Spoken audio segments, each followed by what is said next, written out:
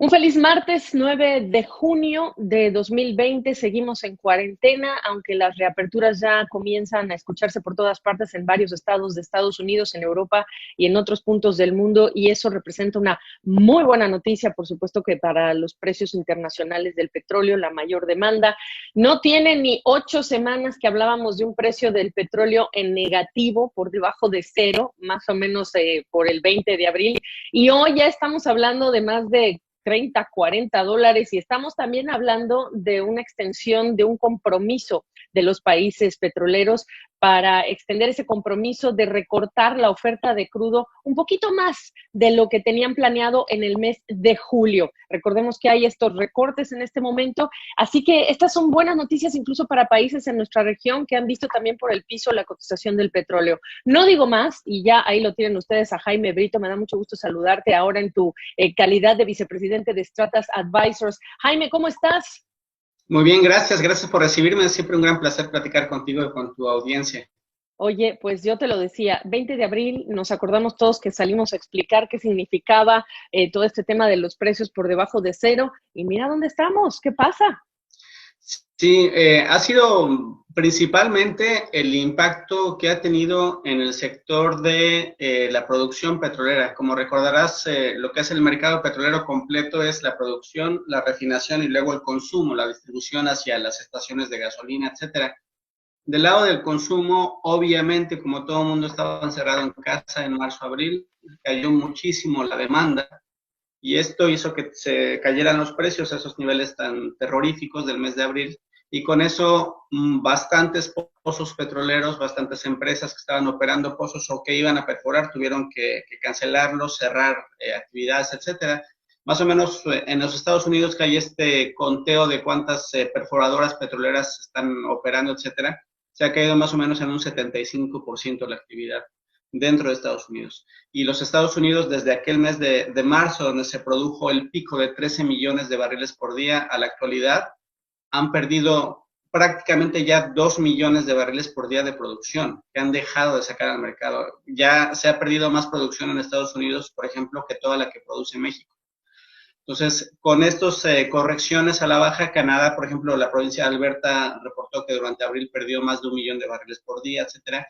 Ya tenemos esta cooperación no necesariamente planeada, no respondiendo a un acuerdo de la OPEP, sino son los economics de la industria los que han hecho que de este lado del planeta se corrija producción, y esto ha hecho que el precio del crudo encuentre una robustez, una fortaleza, que trajo, por ejemplo, el WTI a ya rebasar los 40 dólares por barril por un breve tiempo, pero ya lo hizo el viernes pasado. Entonces, dentro de ese contexto está esta corrección ya del gran problema, que era la gran producción petrolera ante la caída de la demanda, ya se ha ajustado, pero del otro lado de la moneda todavía seguimos con problemas que corregir.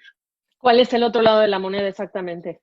Mientras no haya un retorno a las actividades normales, mientras no regrese la demanda a un consumo razonable, va a haber una disparidad tremenda que ya se está viendo ahorita. El precio del crudo está subiendo, está recuperándose, pero los precios de los productos no pueden subir al mismo nivel porque hay muchísimo.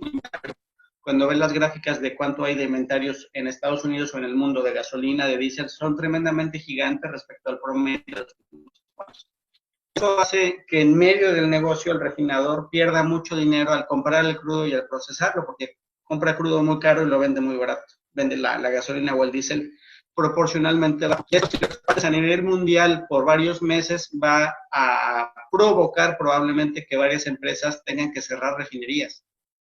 Aparte de lo que es el impacto en los empleos, el impacto regional, porque una refinería tiene un gran impacto de trabajo secundario, etcétera, en el país.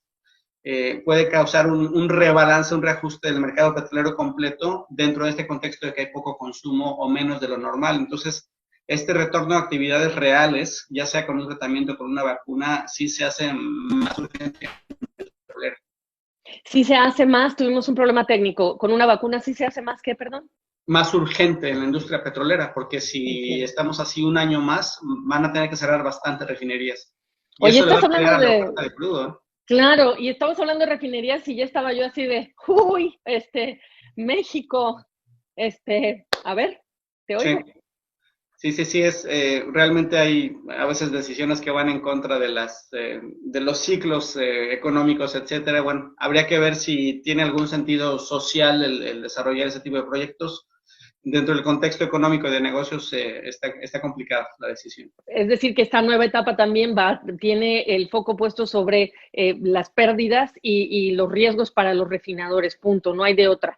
Porque además estábamos hablando en abril 20 y antes de abril 20 del crudo que sobraba. Y después corregimos esa cifra y ahora la pregunta que yo te quiero hacer es, en peras y manzanas un poquito, ¿cuánto crudo está sobrando? Ya entendemos que hay menos producción, pero había demasiado crudo, incluso lugares para almacenar, nos estábamos quedando cortos. ¿Qué pasa con ese excedente de crudo que está allá afuera todavía? Fíjate que ya se redujo bastante, porque si tomamos los recortes que son los que se extendieron este fin de semana, vamos a cerrar cifras, 10 millones de barriles se está recortando de parte de la OPEP y los aliados más fuertes. Pero aparte de esos recortes planeados o comprometidos, entre comillas, formalmente, hay recortes que te forza a hacer los economics. Y esos recortes son los que hemos visto aquí en Estados Unidos, en Canadá, etcétera, puede que sean más allá de lo que habían prometido con la OPEP. Entonces, viendo las evidencias de lo que se ha caído la producción más los recortes, están sobrando no más de 5 millones de barriles por día de crudo, lo cual realmente no es tanto en el contexto de 25 o 30 millones que sobraban entre marzo y abril cuando cayó la demanda y la producción estaba alta. Entonces, realmente está sobrando cada vez menos y cada vez se está ajustando más a la baja la producción. Entonces, si sobra tanto, yo creo que hay un rango entre 3 y 5 millones de barriles por día de crudo que están sobrando, pero de producto sobra muchísimo. De producto refinado sobra muchísimo, de producto crudo, así, crudo tal cual, de 3 a 5, que en un año normal, ¿cuánto suele sobrar? Y yo me imagino que mucho menos, claro, pero esta es una situación inédita, ¿no?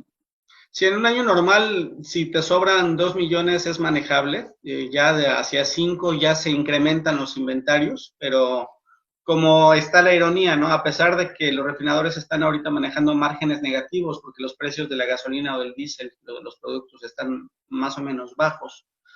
Mientras sigan consumiendo crudo los refinadores, se sigue bajando los inventarios de crudo. Entonces los inventarios se están bajando porque se está reduciendo la oferta de crudo y la refinación continúa. Y Claro, continúa entonces, porque, pues, por cuestión financiera, económica, conviene mantener inventarios porque tienes expectativa de que suban de precio en el futuro y entonces es conveniente financieramente hablando almacenar mucho producto para ganarles en el futuro precio.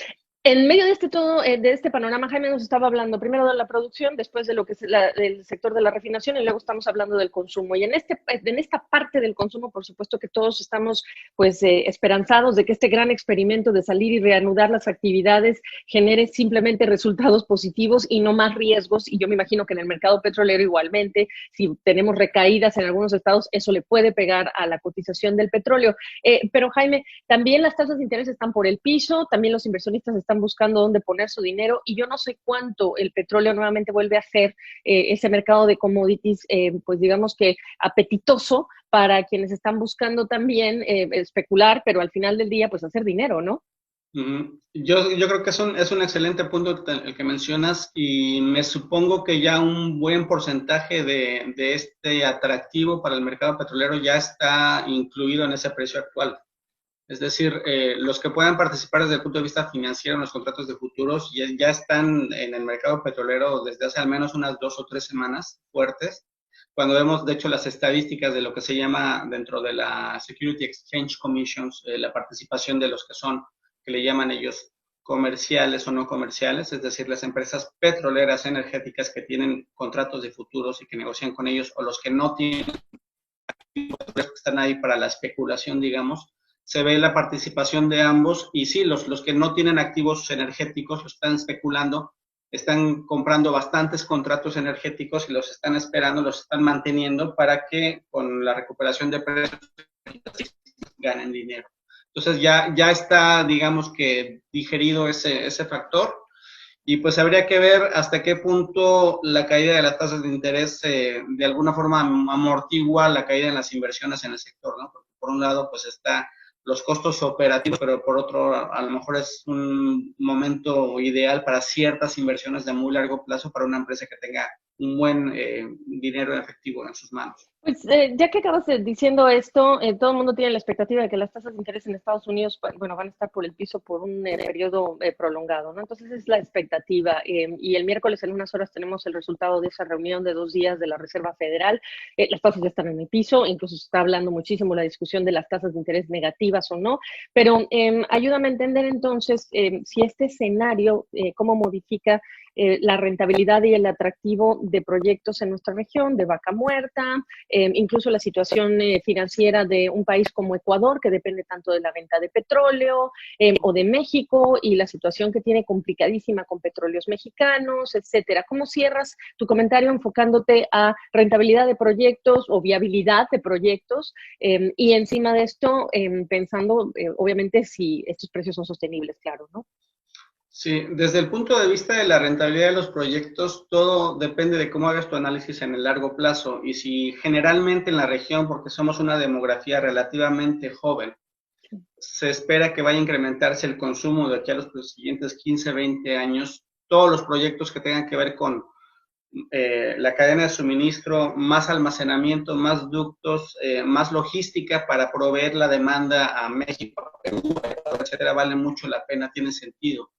El gran problema alrededor del universo de la rentabilidad económica es el gran reto en la actualidad, que los presupuestos de los gastos que están teniendo que ejercer y los ingresos que están cada vez más escasos en la región por menos recaudación, menos ingresos de exportaciones petroleras o de otros commodities, etcétera, es lo que le va a hacer ese gran agujero en el bolsillo de Ecuador, de México, de varios países, y habrá que ver si pueden sostener las inversiones que habían pensado en el sector energético.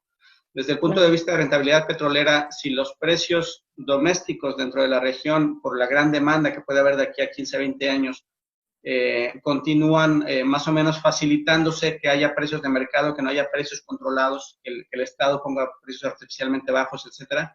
Si hay una oportunidad de hacer un negocio, de tener rentabilidad, incluso si los gobiernos no los pueden ejercer, podrían las empresas privadas, dentro de un marco regulatorio legal que lo permita, invertir dentro de Argentina, de Perú, de Ecuador, de México, y ser ellas las que invierten. El chiste es que también en América Latina tengan esa facilidad.